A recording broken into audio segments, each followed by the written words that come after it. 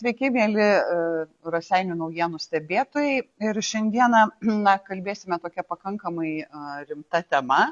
Daugam gali pasirodyti, kad šiek tiek per anksti, bet kaip mes su pašnekovais prieš laidą pajokavome, kad jeigu jau prekybos centrai sąsiuvinius ištraukia, tai apie švietimą galima tikrai kalbėti.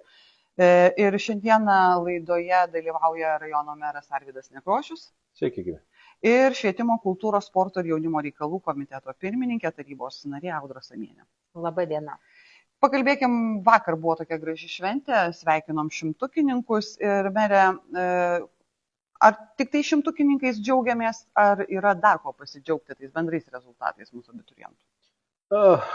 Kaip čia dabar sudusau, visą laiką, bent jau iš savivaldybės pozicijos, mes norim, kad tų šimtukininkų būtų kuo daugiau, turbūt ir švietimiečiai to laukia labai, bet kiekvienais metais būna tam tikras bangavimas. Tai būna vieną kartą stipresni ateina, kitą kartą šiek tiek silpnesni, bet bent jau mes džiaugiamės, kad jų turėjom.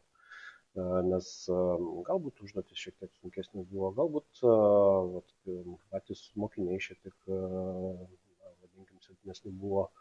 Čia turbūt begalė situacijų, nes per tą valandą ar pusantros valandos, kiek vyksta egzaminas, gali nutikti daug ko. Ir, pavyzdžiui, geriausi mokiniai dėl didelio streso ne visą laiką gali pasiekti maksimalių rezultatų. Tai manau, kad turėjom šį kartą 4 žmonės, kur galėjom padėkoti jiems už tą pasiekimą. Padėkojame ir mokytojams, pasidžiaugiam ir mūsų švietimo visą bendruomenę, kurie prisidėjo prie egzamino įvykdymo. Ir turėjom gerą tokią šventę. Pone Audra, sakykit, kurie egzaminai buvo stipriausi, o kur iš tikrųjų matot kažkokias tai problemas, spręstinas problemas?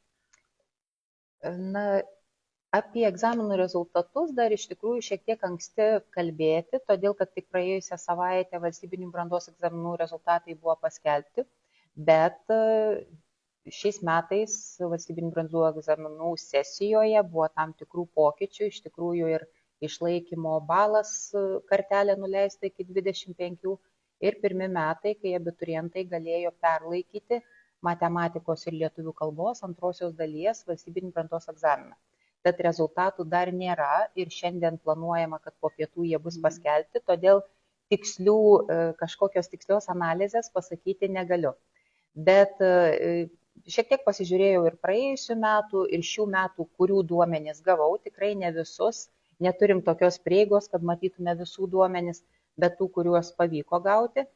Tai lik ir išlieka ta tendencija, kad geografijos, lietuvių kalbos A, fizikos, ekonomikos, inžinerinių technologijų rezultatai bus labai panašus, o praėjusiais metais jie buvo aukštesni nei Lietuvos vidurkis. Taip pat pastebėjau dar, kad šiais metais ryškus pagerėjimas yra istorijos valstybinio brandos egzamino rezultate ir turbūt jokia čia nepaslaptis, kad biologijos egzaminas, kaip ir visoje Lietuvoje, ir rezultatas yra prastesnis ir neišlaikiusiųjų skaičius yra labai panašus toks kaip Lietuvoje. Tai manau, kad matematikos B lygio ir biologijos egzamino rezultatai bus truputėlį žemesni. Bet aš manau, kad ir visoje Lietuvoje tokie bus. O kur problema? Tai yra problema mokytojų, sakykime, galbūt, grubu pasakyti, bet nekompetencijų, programos paruošimo, programa yra nekokybiškai parengta. Kodėl taip atsitinka? Šiaip, kodėl taip atsitinka, dabar dar negali pasakyti, nes reikalinga tam tikra išsami analizė, o tai tikrai darys mokytojai dalykų metodinėse grupėse, jie aptars, išanalizuos ir užduotis ir visus kitus veiksnius, kurie veikia, bet tam tikros tendencijos yra. Sakykime, pati pirmoji, nuo ko priklauso egzamino rezultatas, tai yra labai motyvuotas, labai apgalvotas mokinių pasirinkimas. Jeigu mokinys eilę metų metinio pažymio įvertinimas buvo 4, tai nereikia tikėtis kažkokio stebuklo, kad ir egzamino rezultatas bus labai labai aukštas. Aišku, mokinių motyvacija, kaip ir meras čia sakė, kad yra mokinių laidos tam tikra specifika. Na ir šių metų turbūt garsiai nuskambėjusios yra ir tam tikros užduočių sudėtingumas. Bet tą užduočių sudėtingumą, manau, mokytojai visi aptars ir įvertins. Pakalbėkime apie tokią tikrai regionuose didelę problemą, tai yra mokinių mažėjimą, ar nemerė. Ir faktas yra tas, kad mes nesam niekuom išskirtiniai, jų mažėja ir Raseinių rajone. Ir kaip tai keičia mūsų sistemą, sakykime, jeigu kalbėtumėm per artimiausius 2-3 metus. Kokie bus pokyčiai? Čia turbūt mes kaip rajonas kažkokio fundamentinio, kažkokio vaisto neturim pasiūlyti Lietuvai. Čia vis tiek yra Švietimo ministerijos politikos gairės, kurie turėtų daugiau prisidėti ir matyti, o mes iš savo pozicijų matom, kad iššūkių bus labai daug. Čia šiek tiek prieš eterį diskutavom, tai turbūt vienas iš tokių aktualiausių tai yra mokytojų trūkumas. Klasių nesuformavimas turbūt irgi bus antras iššūkis ir viso to pasekmes. Tai yra, vis tiek reikėtų Švietimo ministerijos tam tikrų požiūrio, kaip jie matytų už 3 metų, už 5 metų, už 10 metų visą švietimo sistemą. Nes jeigu, kaip pavyzdys, Raseinių rajone trečdalis yra pensinio amžiaus žmonių ir jeigu jie nuspręstų išeiti iš tarnautą poilsį, tai po kokių 5 metų mes trečdalio mokytojų neturėtume. O kai kurių mokytojų specialybės, kaip pavyzdžiui, specifinės tokios fizikos, chemijos, yra vis tiek sudėtingos ir jų ne visą laiką pedagogikoje renkasi galbūt kitas sritis ir tų mokytojų labai trūksta. Ir jeigu per visą Lietuvą, kaip pavyzdys, koks nors geografijos mokytojas vienas paruošiamas per metus, natūralu, kad visoje Lietuvoje tų mokytojų ir trūks. Tai dėl to mokytojų yra didelė konkurencija. Tai čia reikėtų pergalvoti, permastyti, kaip reikėtų keisti visą tai iš esmės, ar keisti, nežinau, ten visokių pamastymų yra gal mokymo metodus, ten buvo visokių pamastymų, kad galbūt nuotoliu pradėti, bet aš manau, kad tai yra labai prasta idėja, geriau gal kažkaip kitaip organizuoti, bet iššūkių turbūt yra viena iš sričių, kur daugiausia bus artimiausiu. Aš dabar galvoju, iš mūsų tų mažų kaimiškų mokyklėlių, ko gero, yra belikę tik tai Betygalą, ar ne? Jeigu taip žiūrint, taip. Betygalą turbūt, Šiluva. Kažkiek dar Nemakščiai, Šiluva, jeigu taip tokio mažesnių vadinti. Ir kalbant apie jų išlaikymą, čia galbūt klausimas jums abiems, išlaikymą ir kokybę. Ar iš tikrųjų stengiantis išlaikyti tas mažas klases, nes savivaldybei prisidedant prie jų išlaikymo, ar išlieka ta kokybė dėstymo, ar geriau iš tikrųjų organizuoti tą galbūt kokybišką pavėžėjimą ir vežti vaiką į didesnės mokyklas gimnazijas? Gal aš pradėsiu, paskui Andra papildys mintis, bent jau iš savivaldybės, kad mes stengiamės kuo daugiau suteikti teisų bendruomenėms spręsti. Tai, pavyzdžiui, Betygalos atveju ir kitais kalbėjome su bendruomenė, klausėme jų nuomonės, nes savivaldybė yra pasiruošusi išlaikyti tas klases, kiek įstatymas mums leidžia, tačiau pati bendruomenė visgi turi spręsti, ar jie yra patenkinti, ar to reikia, mokytojai irgi sakyti, ar viskas čia tvarkoj, ar tas klases pavyks išlaikyti ir visą kitą, nes būna, kur, pavyzdžiui, vienas vaikas pradeda važiuoti į kitą mokyklą, natūralu, kad ir brolės sesuo galimai keliaus paskui. Irgi prieš rugsėjo 1 mums labai svarbu sužinoti, kuo anksčiau informaciją visą.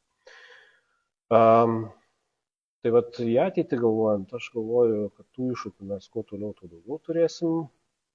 Ir dėl tų klasių išlaikymo, bent jau iš savivaldybės pozicijos, kaip sakau, mes stengiamės atliepti lūkestį, tačiau ne viskas yra mūsų rankoje, daug yra klausimų pačių tėvelių rankose.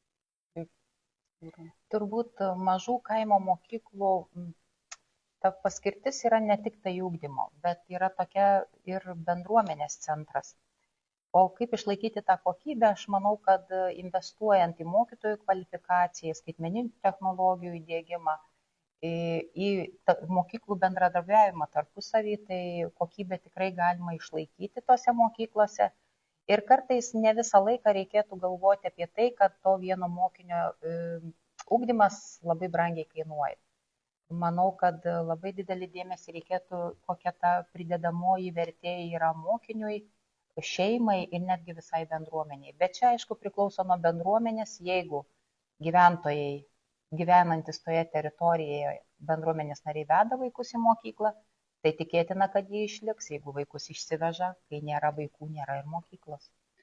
Pakalbėkime apie tvarkymo darbus prieš mokyklas. Na, čia iš tikrųjų Lietuvoje būna tokių sensacingų antraščių, kad prasideda rugsėjo 1, o mokyklose vyksta kažkokie remonto, renovacijos darbai.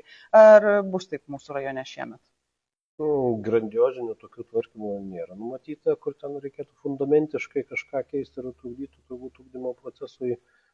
Smulkus remontai vyksta, natūralu, reikia ir sutvarkyti, ir ruošti kai ką, bet tikimės, kad iki rugsėjo 1 viską suspėsim, nes paprastai tai yra planuojami darbai, nebent būna kažkokie ekstra nutikimai, kaip viduklyvo, kur ten koks vamzdis trūksta, dar kažkas, paskui ten nenumatyti darbai atsiranda. Pakalbėkime apie pedagogus ir jų trūkumą. Mes jau pradžioje ar net šiek tiek užsiminėm, kad tai yra tiksinti problema. Ar pavyksta mokyklom, Audra, pritraukti tų jaunų mokytojų, kad jie dirbtų čia ir liktų čia? Šiaip paklausiau keletos ir pavaduotojų, kad kokių mums mokytojų ateinantiem mokslo metam trūksta. Labai džiaugiuosi, kad mūsų rajone mokytojų netiek jau labai trūksta. Iš tikrųjų, tai jeigu yra ir girdi koks nors matematikos mokytojas, tai kreipkitės, tikrai Raseinių rajone darbą gausite. Tai, o daugiau kitų šiuo metu dar netrūksta, bet ateityje ta problema išliks. Ir blogiausia, kai trūksta, tai vieni nuo kitų paviliojam ir tiek. Tarp savų. Mainai vyksta. Jaunų žmonių paprastai neateina, o kažkur tai iš vienos mokyklos viliojam į kitą. Čia dar papildysiu, turbūt yra problema, kad, kaip jūs minėjot, mažos klasės ir kai kada nesusiformuoja klasių. Tada natūraliai pedagogui mažėja krūvis. O kadangi mažėja krūvis, natūralu mažėja ir alga. Tai ne visą laiką tie jauni, kurie nori dar šiek tiek daugiau uždirbti, nes jiems natūralu, jauniem reikia daugiau ir šeimą išlaikyti ir vaikus auginti ir paskolas mokėti, jie visą laiką žiūri, kur galimybė yra daugiau uždirbti. Be abejo, mes savivaldybėje turime ir pritraukimo programą, kur padedame ir finansiškai, ir netgi būstus galime pasiūlyti, tai tą darome, bet, kaip sakau, jeigu per visą Lietuvą paruošė nedaug tų pedagogų, jos ir sunku pritraukti labai. Nes privačios mokyklos, jos gerokai geresnės sąlygas visą laiką pasiūlys. Ar yra pasinaudojusių savivaldybės paramos šitą programą? Pastaruoju metu ne, nes, kaip Audra minėjo, pedagogai tarpusavy tas krūvius pasidalina, papildo, vienas pedagogas per keletą mokyklų dirba. Tai kol kas kaip ir išvengiam to, tai kažkokio didesnio to panaudojimo tos programos neturim, kitose srityse gal daugiau panaudoja. Aš manau, kad dar papildysiu truputėlį. Manau, kad ir ministerijos tam tikri priimti sprendimai, sakykime, gražinti išėjusius mokytojus iš mokyklų, tie, kurie išėjo į verslą ar kažkur kitur dirbti, kad jiem užskaitoma buvusi kvalifikacinė kategorija, galbūt padės iš tikrųjų gražinti dalį mokytojų į mokyklas. Aš dar irgi, jeigu galima, kalbinau ministrę tuometinę Popovienę. Kaip lankėsi pas mus, tai sakiau, kad reikia gražinti galimybę dėstytojams mokinti mokyklose, nes šiuo metu dėstytojai gali dėstyti universitetuose, bet jie neturi teisės vykdyti kažkokių veiksmų mokyklose. Tai bent jau didžiuosiuose miestuose mes galėtumėm padengti dalį mokytojų trūkumų. Kaip pavyzdys, fizikos mokytojas, tikrai inžinierius, mokslų daktaras, kuris baigęs fizikos kažkokius mokslus, tikrai galėtų puikiausiai mokytojai būti. Aišku, reikia pedagogikos tam tikro valandų skaičiaus, kad jisai mokėtų perteikti savo žinias ne vien tik kaip studentams, tačiau ir mažesniems, jaunesniems mokiniams, nes vis tiek tai yra tam tikra specifika, tu negali studentam pasakot, biškai kitaip ugdymo procesas vyksta. Bet aš manau, kad tai galėtų irgi atverti tam tikrą erdvę, bent jau didesniuose miestuose, atlaisvinti pedagogų poreikį ir galbūt mažesniuose regionuose tas poreikis galbūt irgi būtų mažesnis, tada galėtume pritraukti naujų. Dar vienas toks iššūkis visada yra mokinių pavėžėjimas. Tai aš ir noriu mero paklausti, ar keisis kažkiek šiemet autobusų maršrutai? Čia taip įdomiai labai. Tai gal pradėsiu nuo pat pradžių, tai savivaldybei kuo toliau, tuo didesnis iššūkis yra pavėžėjimas. Nes natūralu, tiesiog mokiniai vis nori kažkur kitur važiuoti, tėveliai irgi jau nebe pagal zonas nori mokintis, o nori, kad jų vaikas būtų vežamas į vieną ar kitą ugdymo įstaigą, tai tas pavėžėjimo ratas vis didėja. Ir natūralu, kad mūsų autobusų parkas labai seniai yra atsinaujinęs, tai mes turime šiai akimirkai numatę įsigyti 5 autobusus, jau jie yra pas mus atvykę, tačiau jo dar reikia dokumentus sutvarkyti, draudimus pasidaryti ir visą kitą. Tai iki rugsėjo 1 mes, manau, juos turėsime ir dalį iš jų planuojame paleisti būtent ir mokinių pavėžėjimai, kad būtų naujais važiuojama saugiais autobusais. Taip pat planuojame kalbėtis ir su mokyklom, kur yra vadinami tie mokinių įlipimo arba persėdimo į kitą autobusą taškai. Tenais irgi rengsim ir stovėjimo tokias aikšteles su stoginiam, kad mokiniai ne ant lauko kažkur lauktų, būtų, vadinkime, nuo vėjo, saugoti nuo lietaus. Ir antras dalykas dar yra svarbus, kad mes tuos maršrutus visą laiką derinam su pačiom ugdymo įstaigomis irgi atsižvelgiam pagal galimybės. Jeigu ten, pavyzdžiui, viena mokykla važiuoja, gali biškai ir kitos mokyklos porą mokinių paimti, jeigu jiem yra pakeliui. Tai irgi derinamės tos maršrutus, kad paskui nebūtų kažkokių, ne tai, kad ilgai važiuotų, bet tiesiog, kad mokyklos viena kitai padėtų. Gražus bendradarbiavimas vyksta, ne? Kalbant apie vaikų vasaros stovyklas, dar vasara nesibaigė, bet vis pakalbėti norisi. Ir kiek vaikų šiemet dalyvavo savivaldybės finansuojamose vasaros stovyklose? Na, kol kas dar nesusiskaičiavom, kiek tų vaikų dalyvavo stovyklose, bet tikrai nemažas skaičius, nes stovyklos vasarą kad ir įpusėjo, bet stovyklos dar nesibaigė. Dar vaikai lanko stovyklas ir labai džiaugiamės, kad šiais metais buvo visos programos stovyklų finansuotos ir visiems finansavimo pakako, tai manau, kad tas skaičius bus pakankamai didelis, bent jau į stovyklas pateko tikrai didžioji dalis norinčių. Mūsų bent jau ir siekiamybė yra, kad kuo daugiau vaikų turėtų vasaros užsiėmimą, tai mes ir nuosekliai nuo pat kadencijos pradžios auginame bent jau tą eilutę ir skiriame daugiau dėmesio. Ir ateityje planuotumėm irgi neužleisti ir skirti finansavimą vis didesnį ir tiek mokykliniam vasaros stovyklom, tiek ir nevyriausybinio organizacijų organizuojamų stovyklom, nes suprantam, kad visko reikia, visokių situacijų būna ir visokių tėvelių poreikiai yra ir tos nevyriausybinės organizacijos mūsų veikiančios irgi turi tam tikrų matymų, kur galėtų prisidėti. Tai sričiai tikrai skiriam pakankamai daug dėmesio ir numatom lėšų. O kitais metais galbūt bus tendencija dar padidinti tą finansavimą? Tai kiekvienais metais jisai natūraliai didėja, nes tiesiog yra sąnaudos didesnės natūralu, tai finansavimas didėja ir sąnaudų prasme ir mes dar plus ir taryboje padiskutuojam gal kažkur. Kaip ir šių metų biudžete, kai diskutavom, irgi atradom papildomą finansavimą. O noriu ponios Audros paklausti apie įtraukųjį ugdymą. Na, iš tikrųjų, nemaža dalis Europos jau atsisako įtraukaus ugdymo. Pas mus jisai yra įdiegiamas, sakykime taip. Na ir kalbant konkrečiai, sakykime, apie jūsų Viduklės Simono Stanevičiaus gimnaziją, kaip jums pavyksta įtraukųjį ugdymą įgyvendinti? Na, turbūt Viduklės Simono Stanevičiaus gimnazijoje tas įtraukusis ugdymas tai nebuvo jokia naujiena. Tai yra tam tikri dabar nauji teisės aktai, bet mes jau jį 20 metų turbūt įgyvendinam, turėjom įvairiausių mokinių ir neturėdami lifto išugdėme mergaitę, dabar jau merginą, kuri nevaikščiojo. Išsprendėm visokias problemas. Iš tikrųjų, tas įtraukusis ugdymas jis visada buvo, jis nėra kažkokia naujovė. Tiesiog įtraukusis ugdymas gal daugiau dabar dėmesio yra skiriama specialistų komandos stiprinimui, mokinio padėjėjui, didelį vaidmenį vaidina.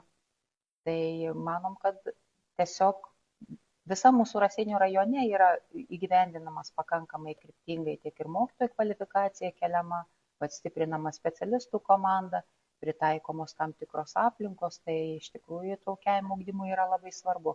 Be to didžiulė pagalba yra pedagoginės psichologinės tarnybos, mokyklom, kaip pirmieji pagalbininkai jie yra.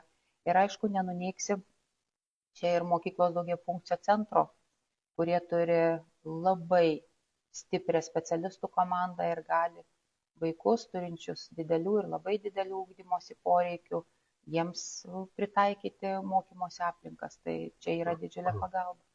O kalbant apie specialistus, psichologus, logopedus, specialiosius pedagogus, ar netrūksta jų mūsų rajone? Jų praktiškai visur trūksta, nes tai yra vis tiek tam tikra specifinė profesija. Tai mes džiaugiamės, kad turime vaikų psichologą, kurio dabar neseniai atidarytam dienos stacionare turime tą žmogų, tai mums pavydė kiti rajonai. Bet jeigu kalbant apie konkrečiai šitą sritį, kur yra įtraukusis ugdymas, tai ten turbūt iššūkių yra absoliučiai, nežinau, visiems, jeigu taip galima pasakyti, tai yra pradedant nuo pačių mokinių, pedagogų, nes iššūkių yra tikrai labai skirtingo lygio, vaikų čia yra ir vieniem ten daugiau dėmesio reikia, kitiem mažiau, kitiem labai ypatingo dėmesio reikia. Tai aišku, mes dėkingi visai turbūt švietimo bendruomeniai, kad skiria deramą dėmesį tiem vaikam, nes vis tiek mes, jeigu tėveliai būtumėm tų vaikų, visi norėtumėm, kad mūsų vaikas kažkiek bent jau integruotųsi, sugebėtų savim pasirūpinti, o jeigu dar išmoks kažkokių dalykų, tai yra labai gerai. Tai Spindulys čia mus labai Spindulio mokykla pagelbė, bet yra ir tokių lengvesnių formų, kur jie gali mokykloje mokintis. Tai irgi, galbūt, kaip sakant, kažkokie mokslininkai nebus, bet jie tikrai savim pasirūpins, kažkokią profesiją ateityje turės, kurie galbūt turės pilnavertį gyvenimą. Kitas svarbus dalykas mokyklose - maitinimas. Ir aš dabar galvoju, ar yra mokykla, kurioje vaikai būna patenkinti maitinimu mokyklos? Ar nėra tokių pas mus rajone? Aš manau, kad Viduklės Simono Stanevičiaus gimnazijoje turėtų būti patenkinti vaikai maitinimu, nes iš tikrųjų pats maitinimas tai jis keičiasi ir buvo atsižvelgta į visas pastabas išsakytas patikrinimo metu. Ir atsiranda nauji tiekėjai, baigėsi sutartys, vykdomi nauji viešieji pirkimai, atsiranda nauji tiekėjai. Tai Viduklės gimnazija tai turėtų džiaugtis, nes švediškas stalas valgo kiek nori, ką nori, o moka tik tai apie 2,5 euro. O kaip rajone? Aš gal taip pasakysiu, situacija yra labai įvairi, nes yra labai skirtingi maisto tiekėjai. Kažkada buvo nueita link to, kad yra perkama paslauga, pačios mokyklos negamina, tai kai kur Lietuvoje, jeigu taip mes toliau grįžtame prie to, mes irgi tokias diskusijas turime, kalbamės, galbūt reikėtų kažkur pabandyti, bet dar tokio galutinio sprendimo nesam priėmę. O kad vaikai ne visą laiką valgo ir galbūt ne visą laiką renkasi sveikesnį maistą, negu jiems yra įprasta, nes namie visą laiką tu gali skaniau pavalgyti ir papiknaudžiauti visokiu kitokiu maistu, kuris galbūt nėra pilnai sveikas, tai mokykloje tokio maisto nėra. Jiems ne visą laiką galbūt ir tas kotletas, nežinau, skanus, kur ten druskos yra mažiau, ir galbūt tos bulvės jau be kažkokių prieskonių ir priedų mažiau skanios, bet čia turbūt individualus dalykas. Jeigu vaikas nori pavalgyti, jisai tikrai turi tokią galimybę. Tam kitas klausimas turbūt dėl pačių kainų. Natūralu, kad kainos mus šiek tiek gąsdina, nes maisto tiekėjai irgi, taip sako, pas mus yra mažai valgančių, natūralu, mums kaštai yra didesni. Jie yra įdomi į konkursus, vertina, kiek ten teoriškai yra tų valgytojų ir ta kaina yra tokia didoka. Tai sakau, kol kas yra diskusijų klausimas, ar reikėtų mums grįžti prie pačių maitinimo rengimo, bet čia yra kita medalė. Mokykloms reikės rūpintis viskuo, tai yra ir papildomi etatai, reikės užtikrinti higienos normas, ir reikės įrangą įsigyti ir visą kitą. Tai mes šią akimirkai bandome ligoninėje dabar įgyvendinti pačių gamybą. Pasižiūrėsim, kaip seksis, kokie ten kaštai, kokia situacija, kokios įrangos reikėjo, kokia investicija buvo į tai. Ir žiūrėsim, ar tai galėtume atkartoti, pavyzdžiui, ugdymosi įstaigos. Tai, kaip sakau, reikia paskaičiuoti, įvertinti, negalim kaip ekspontų priimti kažkokių drastiškų sprendimų. Kitas labai toksai, vaikam galbūt mes taip juokaudavom, kad opus klausimas, tai mobiliųjų telefonų naudojimas pamokų metu, ar ne? Pone Audra, kaip sprendėsi šitą problemą mūsų rajono ugdymo įstaigos, nes įvairių buvo pasvarstymų, Lietuvoje dar kiti sprendžia, pas mus berots jau senokai, jau ko gero bus 3 metai kaip šitą. Ir kaip pavyko? Pats mobilusis telefonasgi nėra blogis, jeigu jį naudoji pagal paskirtį, nes visi įrenginiai gali būti naudingi ugdymo procesui. Aš manau, kad čia per tuos metus jau pradeda mūsų vaikai išmokti ir suprasti, kad telefonas gali padėti ir netrukdyti. Visko buvo. Iš pat pradžių iš tikrųjų buvo visko ir pasipriešinimo, ir slapta naudojimo. Aš nežinau, ar visai visose mokyklose situacija yra tokia pati, ar visai visos mokyklos jau dabar turi tą telefonų nenaudojimo tvarką, bet prie jos tiesiog išmokstam. Vaikai pradėjo daugiau bendrauti, pradėjo lauke žaisti, pradėjo stalo žaidimų daugiau reikia.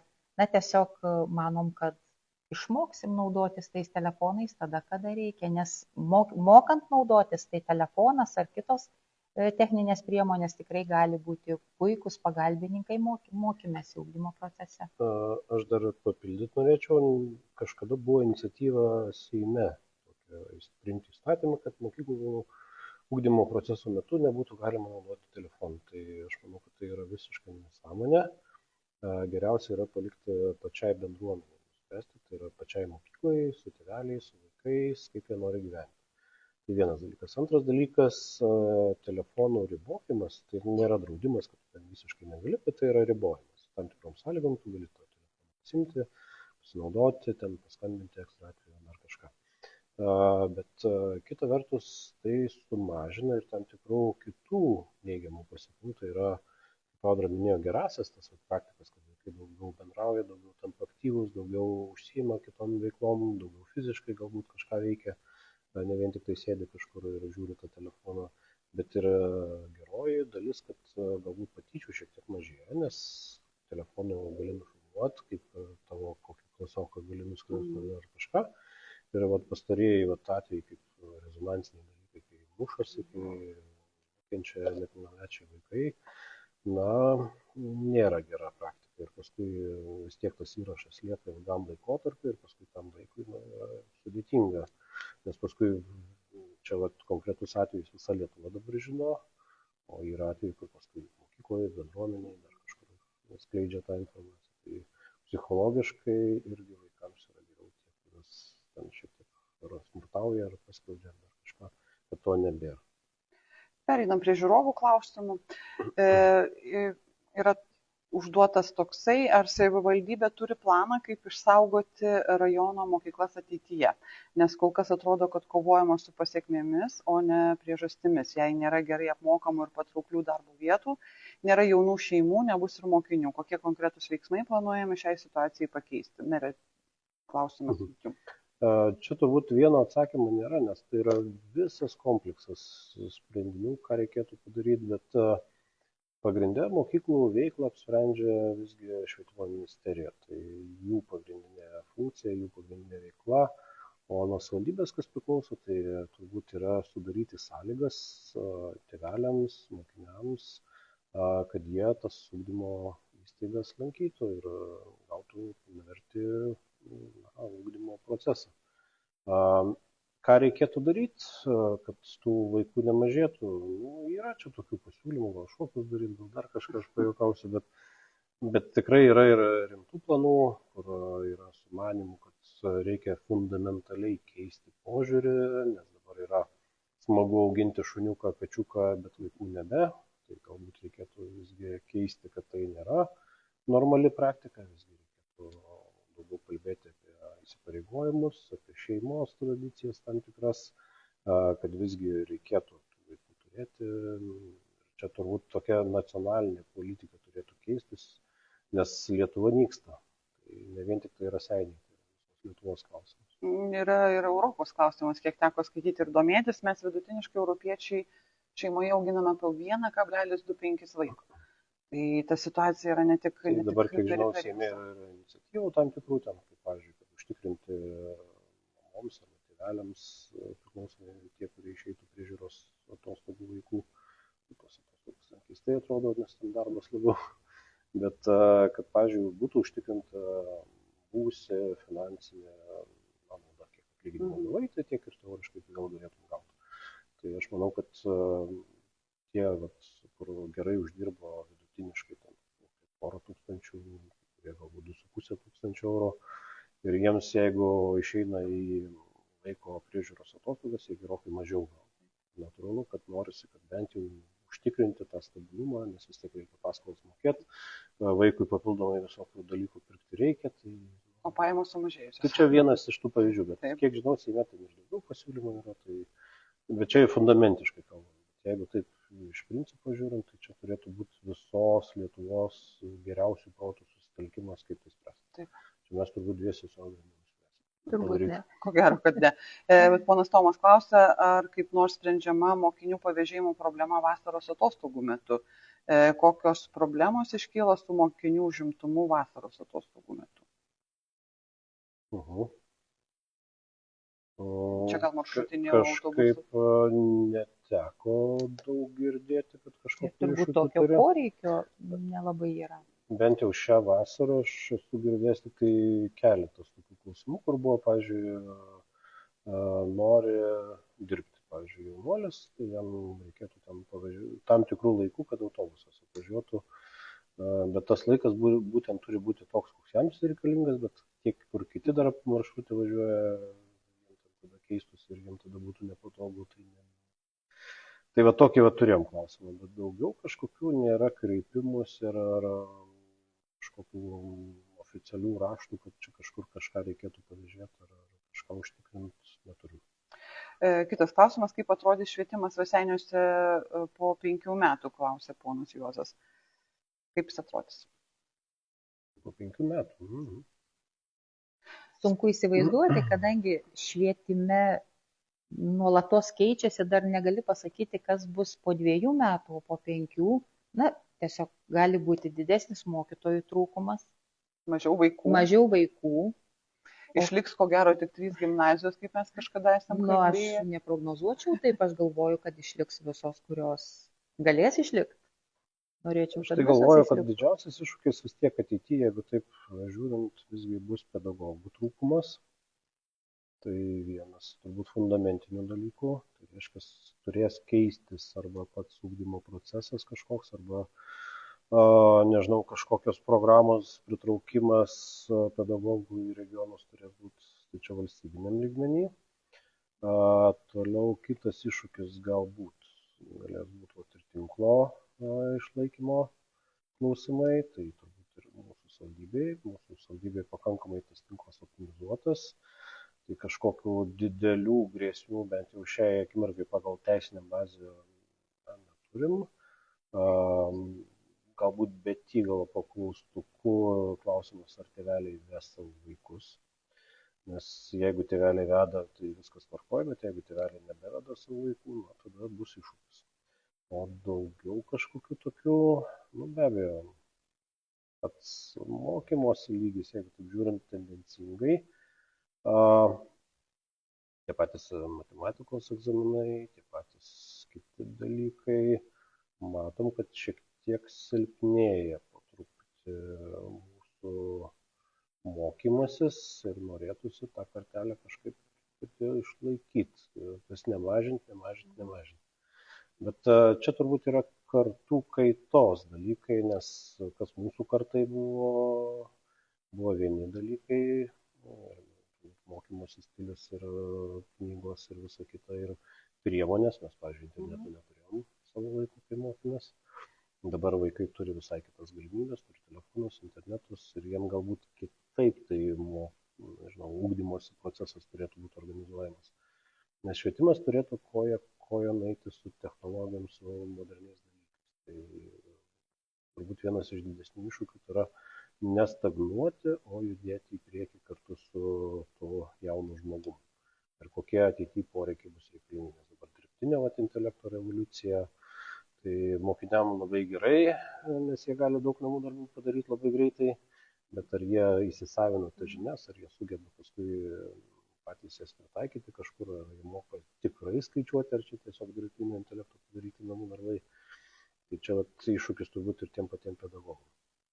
Aš dar truputėlį papildysiu, kaip meras sakė, dėl matematikos, kad tie rezultatai vis kažkaip žemėja, tai noriu pasakyti, kad dar prieš keletą metų, tai matematikos, kaip ir daugelį kitų dalykų, išlaikymo riba buvo 16 balų. Ir dabar yra 25. Praktiškai neišlaikiusiųjų skaičius dabar yra mažesnis negu ankstesniais metais. Tai reiškia, tie rezultatai, bent jau tas minimalus, sakykime, išlaikymas, jisai nemažėja. Ja, bet vaikų stiprumas mokslė turbūt nelabai. Bet mes turim labai stiprių vaikų ir galim džiaugtis. Ja, mūsų rajone yra daugiau negu vidurkis Lietuvos. Ir stebėsenos rodikliai rodo iš tikrųjų, kad švietimas yra stiprioji mūsų rajono pusė. Kitas klausimas. Arnas klausė, ką manote apie slenkstį išlaikyti teigiamais pažymiais 10 klasės egzaminus, norint eiti į 11-12 klasę. Ar jis reikalingas, ar palaikote ministerijos poziciją, ar daugumos švietimo ekspertų? O aš dabar į klausimą noriu Arnui ir pasakyti, kad mokiniai visada išlaiko teigiamais. Su minusų ženklų pažymio nėra. Ne, čia juokavim šiek tiek, bet Taip. Jeigu atsakant iš esmės į klausimą, aš manau, kad slenkstis privalo būti. Nes vis tiek mokiniai mokosi tam, kad ne dėl to, kad procesas vyktų ir kanonas rūktų, o dėl to, kad tam tikras žinias įgautų. O tų žinių patikrinimas yra labai svarbus procesas, nes tie patys mokytojai gali matyti, kur yra vaikas silpnesnis, kur jam reikėtų pasitemti, kur jam daugiau dėmesio reikėtų skirti. Ir tas pereinamasis balas, jisai visgi turėtų įpareigoti ir mokinį, nes jisai tada ruoštųsi daugiau psichologiškai, tai vis tiek nuteikia ir pačius tėvelius įpareigoja, kad vaiką biškai pažiūrėtų, kaip jiems su tais namų darbais sekasi. Tai aš manau, kad tas pereinamasis balas turi išlikti, čia mano asmeninė nuomonė, ir aš manau, kad vis tiek yra tam tikri gyvenimo etapai, kur tu turi būti įvertintas. Tai vis tiek yra iki mokyklinis amžius, kur yra vaikas vertinamas, ar jisai galės eiti į, tarkim, normalę ugdymo sistemą, ar jam reikės ten kažkur kitur kažką daryti. Toliau yra vis tiek perėjimas į gimnaziją, ar ne, irgi ar jisai gebės tų gimnazijų mokytis, ar jam jau pasirinkti kitą kelią, įgyti kažkokią profesiją, ir galbūt kažkokiu ateiti verslininkų būti, ar kažkokią kitą veiklą vykdyti. Ir galbūt, tarkim, kita dalis, kur eina vis tiek baigia 12 klasių, galia ne visi stoja į universitetus, kiti pasirenka kolegijas, kiti profesinės tas pačias mokyklas, galbūt netgi norėdami įgyti profesiją renkasi. Tai ne visi mūsų žmonės, kaip sakant, pas mus galbūt yra tokia kažkur lietuvio būdas, kad visi turi turėti aukštąjį mokslą. Pavyzdžiui, paėmus kitas Europos šalis, ta pati Vokietija, kiti, jie labai stiprus yra profesiniam rengime. Ir mums nereikia galbūt visiems čia sakyti, kad jeigu neįstoja į universitetą, čia yra tragedija. Kaip tik, gal žmogus bus pakankamai gabus, turės savo profesinių kažkokių įgūdžių ir jisai gyvens daug gerokai geriau negu kai kurie ten universitetus ar magistrus ar doktorantūras parašė gyvens. Tai sakau, čia yra, manau, jeigu aš įsiplėčiau šiek tiek, bet šiaip pereinamieji etapai privalo būti, kaip ir stojimas į universitetus irgi privalo būti tam tikras balas. Galbūt tik tai dėl baigiamųjų egzaminų aš tokių abejonių turiu, kad galbūt ta valanda arba pusantros valandos, kai laikai egzaminą, iš esmės nusprendžia tavo gyvenimo likimą. Tai galbūt universitetus ar kažkur stojant galėtų vertinti, pavyzdžiui, metų vidurkius. Nes vis tiek žmogus stresinė situacija, matematikoje jam ten 90 vidurkiai būdavo, bet nutiko kažkas ir surinko tik kokią 60. Kažkas nutiko. Perdegė gal žmogus, gal šiaip nesisekė. Tai galbūt šitoje vietoje reikėtų diskutuoti, bet tai reikėtų irgi diskutuoti su tais pačiais universitetais, su švietimo bendruomenė, kad irgi jeigu mes taip nusprendžiam, kad taip turėtų būti ir švietimo bendruomenė, tada nuo tų einamųjų metų, tam, nežinau, nuo kokios 10 klasės pradeda tada žiūrėti nuosekliai, kaip tie vidurkiai.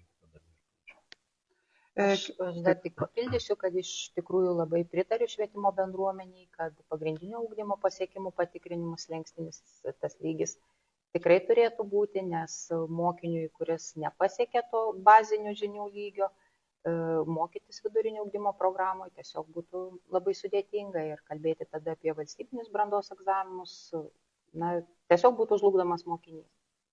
Kitas klausimas. Koks Betygalos pradinio skyriaus likimas laukia nuo rugsėjo 1-osios? Arnas sako, noriu priminti, kad Betygalos mokykla turėjo bene žymiausios asmenybės iš Raseinių krašto Maironio vardą. Ar nemanote, kad Raseinių rajone dera turėti tokios asmenybės vardo mokyklą ir reikėtų pradėti diskusijas, kuri ugdymo įstaiga norėtų būti šio vardo nešėja? Jo, Arnas iš karto nori atimti vardą. Ne, jeigu rimtai kalbant, tai iki rugsėjo 1 kol kas mes nežinom tėvelių sprendimų. Tai mes turbūt paskutinę jau rugsėjo 1 dieną, rugsėjo tą 1 savaitę, žinosime, ką tėveliai nusprendė, kur jie savo vaikelius ves ir ką jie darys. Tai turbūt lauksim vis tiek to galutinio sprendimo. Aišku, tam tikrus tarpinius rezultatus mes turime, tai kol kas lygtais kaip ir viskas į gerąją pusę turėtų būti, bet čia, kaip sakant, nenoriu dar nieko pasakyti, nes kaip taisyklė būna, kad paskutinį kartą apsisprendžia, kai reikia prašymus teikti ar dar kažką, dabar elektroniniu būdu pateikia, tai irgi gali nutikti visko. Tai nenoriu būti tas geras ar blogas pranašas, tai kol kas neprognozuosiu, kokia situacija bus. O ką kalbant dėl pačio Maironio vardo, tai tą diskusiją turbūt ir Arnas dar buvo vicemeru, kai esam diskutavę ir kalbėję, tai manom prasminga būtų išsaugoti, nes Maironio mokyklos vardas yra vienas iš seniausių, man atrodo, Vilniaus universiteto panašiai laikas, jeigu taip žiūrint metais, panašaus amžiaus, tai vardą reikėtų išlaikyti. Kam suteikti? Diskusija galbūt Ariogala, galbūt kažkas kitas, čia turbūt irgi reikėtų su bendruomenėm pačiom šnekėtis. Ir kitas konkretus labai klausimas, Virėdavos kaimo Purienų gatvėje gyvena iki mokyklinio ir mokyklinio amžiaus vaikų, kada galvojate apčiuopiamai prisidėti prie jų gerbūvio gerinimo, įvedant centralizuoto vandentiekio tiekimą. Švarūs vaikai turi pasiekti mokymo įstaigas. Ar jūs manote kitaip? Mere, klausimas jums. Tai manau, kad jie ir pasiekė švarus, nemanau, vis tiek gautumėm indikacijų iš mokytojų, kad vaikai neprižiūrimi ir tėveliai gautų tam tikrus pastabas, tai manau, kad taip yra, bet kiekvienas inžinerinis statinys, projektas, tame tarpe ir vandens ar nuotekų įvedimas yra pagal eilę. Manau, kad reikia sulaukti eilės. Ilga eilė. Šiokia tokia yra, be abejo, pas mus yra didesnių miestų, pavyzdžiui, kaip Ariogala, kur dar yra nemažai gyvenamų gatvių, kur nei nuotekų neturi. Natūralu, eilė šiokia tokia yra. Pirmumas yra visą laiką ten, kur daugiausiai gyventojų ir kur daugiausiai to reikia. Nes kažkur individualiuose, tai tikrai gali įsirengti ir gręžinius, ir valymo įrenginius, nes mes kaip savivaldybė valymo įrenginius kompensuojam. Tai maždaug apie 1000 eurų, tai jeigu valymo įrenginius susirengia 2000 eurų, mes pusę kainos praktiškai kompensuojam. Kągi, tikėkime atsakymai į visus klausimus. Ačiū visiems žiūrėjusiems. Dar kartą priminsiu, kad šiandien laidoje dalyvavo Švietimo, kultūros, sporto ir jaunimo reikalų komiteto pirmininkė Audra Sanienė. Ačiū visiems. Ir rajono meras Arvydas Nekrošius. Viso gero savaitgalį. Gero artėjančio savaitgalį.